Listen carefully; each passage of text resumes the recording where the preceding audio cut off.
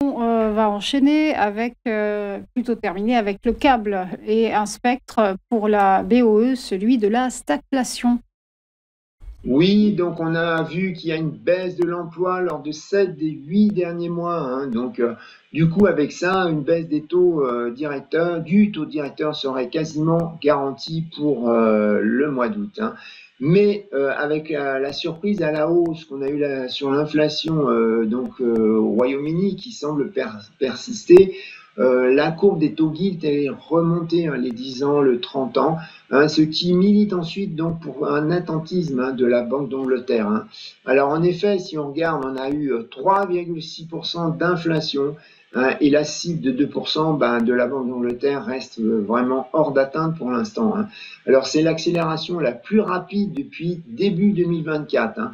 C'est l'inflation en fait dans des prix, donc dans les services, hein, qui restent obstinément élevés à plus 4,7%, principalement à cause de la hausse des coûts du travail, hein, puis d'autres mesures techniques, hein. Alors c'est pourquoi la Banque d'Angleterre, elle pourrait redouter la stagflation, et il ne faudrait pas que ce scénario soit confirmé par une publication mauvaise des ventes au détail cette semaine, hein, comme on vient d'en parler.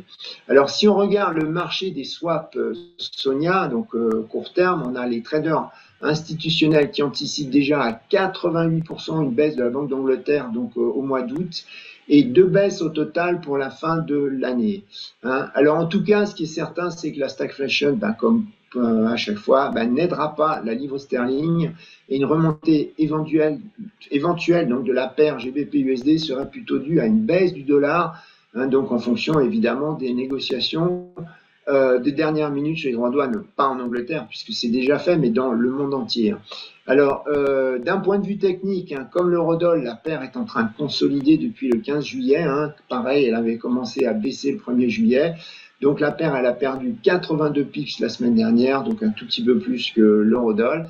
Alors comme support, on a un 33,65, donc c'est le plus bas qui a été vu fin juin et qui a été testé à nouveau la semaine dernière, juste avant la rumeur indiquant que Powell serait viré. Alors, 1,3260 en dessous, hein, c'est l'ancien plus haut d'août 2024 qui a ensuite servi donc de support en avril-mai 2025. Côté résistance, on a 1,361020, c'est l'ancien plus haut annuel, hein, donc la paire a buté dessus depuis la fin mai. Au-dessus encore, on a un 37,88, c'est le plus haut annuel, qui a été qui avait été atteint avant les soucis donc de la chancelière Reeves, hein, ça avait plombé le câble à ce moment-là.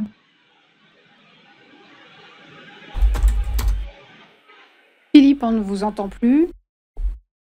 Est-ce qu'on peut Oui, rétablir là? Oui, on n'a pas entendu votre dernière phrase au niveau des résistances, hein, 36-10, c'est ça? oui. Alors, à résistance, on a un 36,10,20, c'est l'ancien plus haut annuel, hein, donc la paire avait buté dessus depuis la fin mai. Et au-dessus, on a un 37,88, c'est le plus haut annuel, hein, qui avait été atteint avant les soucis de la chancelière Reeves, hein, sur le budget, hein, qui avait plombé le câble. Et voilà pour la conclusion. On vous remercie beaucoup, Philippe Termy, pour votre décryptage. Belle journée à vous. À suivre le point bourse. À tout de suite.